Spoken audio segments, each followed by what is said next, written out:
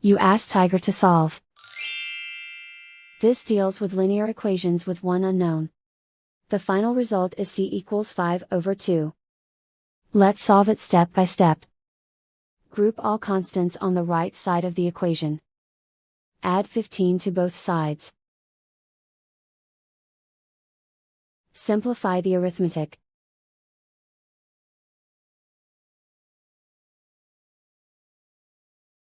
Isolate the c.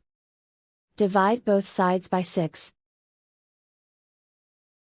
Simplify the fraction.